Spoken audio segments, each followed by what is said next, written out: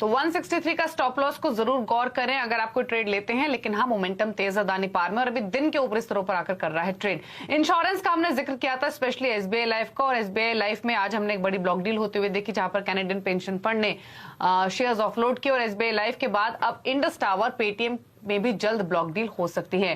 Canadian pension fund दोनों कंपनियों में अपनी हिस्सेदारी बेच सकता है। फंड क्यों बेच रहा है और क्या डिटेल्स हैं, ये बताने के लिए यतिन मोता हमारे साथ मौजूद हैं। बताइए यतिन। देखिए, हमने पिछले कुछ दिनों में ये देखा है कि कोटक बैंक में और आज एसबीआई लाइफ में कैनेडियन पेंशन फंड ने अपनी हिस्सेदारी बेची है। लगभग 2% हिस्सेदारी उन्होंने कोटक बैंक में बेची है और लगभग 0.5% इक्विटी उन्होंने एसबीआई लाइफ में बेची है। क्यों हुआ ये? अगर आप मिंट की रिपोर्ट पढ़ें कुछ दिनों पहले जो आई थी, उसमें ये लिखा था कि केवाईसी और काफी सारे कंप्लायंसेस की वजह से सेबी ने निर्देश दिए हैं काफी सारे पेंशन फंड्स को, जिनमें कैनेडियन पेंशन फंड शामिल है, कि क्योंकि आपके केवाईसी और कंप्लायंसेस रेगुलर नहीं है, शायद आपको ये कंप्लाई करना पड़ेगा और कंप्लायंस नहीं करने पर आपको देश की जितनी भी इन्वेस्टमेंट्स है वो 6 महीने के अंदर लिक्विडेट करनी है। और इसी को मद्देनजर रखते हुए आप देख रहे हैं कि कैनेडियन पेंशन फंड अपनी होल्डिंग्स बेच रहा है। अच्छा, ये तो एसबीआई लाइफ और कोटक की बात हुई।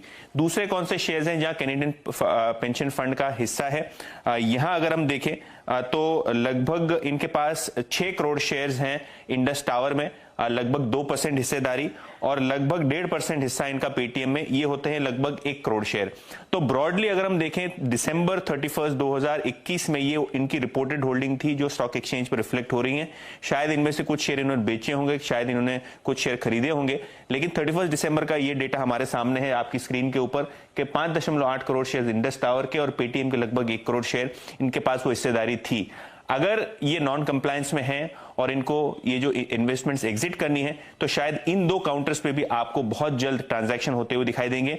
ये अभी कहना मुश्किल है कि ये ब्लॉक डील के जरिए होंगे या ओपन मार्केट से होंगे, लेकिन ये तय है कि इनके पास एक सब्सटैंशियल होल्डिंग है इंडस टावर में और पेटीएम में, और दोनों ही शेयर्स में हमने बहुत जबरदस्त अंडर परफॉर्मेंस देखा है। पिछले कुछ हफ्तों में स्टॉक प्रेशर में रहे हैं और शायद ये कारण हो सकता है कि कैनेडियन पेंशन फंड का यहाँ हिस्सा बेचने को बहुत जल्द बाजार में देखने को मिल सकता है, ऐसा एक्सपर्ट्स की राय है। क्लियरली ये जो सेबी की गाइडलाइंस हैं ये इन शेयर्स के ऊपर सेलिंग प्रेशर डाल रही है। शुक्रिया यतिन ये इंपॉर्टेंट इन्फॉर्मेशन देने के लिए। और देखिए, इंडस टावर्स और पेटीएम, जैसे कि बताया यतिन ने कि सब्सटेंशियल होल्डिंग है, 2.25% के आसपास का स्टेक इंडस टावर में है कैनेडियन पेंशन फंड का, और पेटीएम में भी लगभग 1.5% के आसपास का है। इंडस टावर भले अभी डे हाई पर ट्रेड कर रहा हो, लेकिन अंडर परफॉर्म किया है इस स्टॉक ने, और अगर इतनी बड़ी क्वांटिटी ऑफलोड होगी तो थोड़ा प्रेशर तो बनेगा ही। राय ले लेते हैं गाबा साहब की कुछ स्टॉक्स पर। गाबा साहब, एक इंडस टावर पर तो अपने कमेंट्स दीजिए ही, और एक एसबीआई लाइफ पर भी, क्योंकि एसबीआई लाइफ में ब्लॉक डील के थ्रू 0.56% हिस्सेदारी निकाली जा चुकी है। स्टॉक अब उससे रिकवर कर चुका है और डे हाई पर कर रहा है ट्रेड। तो दोनों पर आप कमेंट्स। पर एसबीआई लाइफ तो साइडवेज जोन पर है, इसको क्लियर करने के लिए 1110 के ऊपर ट्रेड करना पड़ेगा। 1000 के आसपास ट्रेड कर रहा है, 1100 के आसपास ट्रेड है, लेकिन 1110 के ऊपर ट्रेड करना जरूरी है। तब तक मेरे ख्याल से अवॉइड कर लें, बायस अपसाइड है लेकिन अवॉइड करें तो अच्छा रहेगा। हाँ, इंडस टावर मुझे अच्छा लगता है, 210 का स्टॉप लगाइए और शायद 220 का ये जोन देखेंगे। आप ट्रेड कर रहे हैं 214 में, तो मेरे ख्याल से यस, यहाँ पर ट्रेड बनते हैं ऑन द लॉन्ग साइड। और एक रहे आपकी पेटीएम पर भी, जो काफी अंडर परफॉर्मर रहा है, लगातार वेरियस न्यूज फ्लो की वजह से स्टॉक में प्रेशर रहा है, और अब ये डेवलपमेंट भी थोड़ा प्रेशर एक्सटेंड कर सकती है। स्टॉक ऑलरेडी डे लो पर है, पेटीएम पर भी आप कमेंट्स। डे लो पर है, स्टॉक तो अवॉइड करना चाहिए, बेसिकली शॉर्टिंग द कैंडिडेट, लेकिन शॉर्ट तो कैश पे क्या करेंगे? वीक स्ट्रक्चर है, 532 का जोन पे ट्रेड कर रहा है। क्या ये 500 ब्रीच करेगा? हु नोस, अगर ये 500 ब्रीच हो जाएगा तो और भी गिरावट आ सकती है पेटीएम में।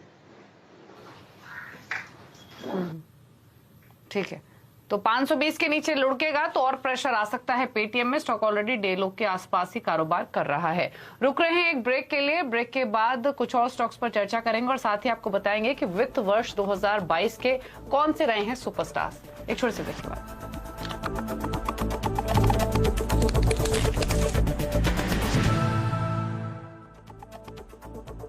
Mongia Steel presents Majboot Stocks of the Day.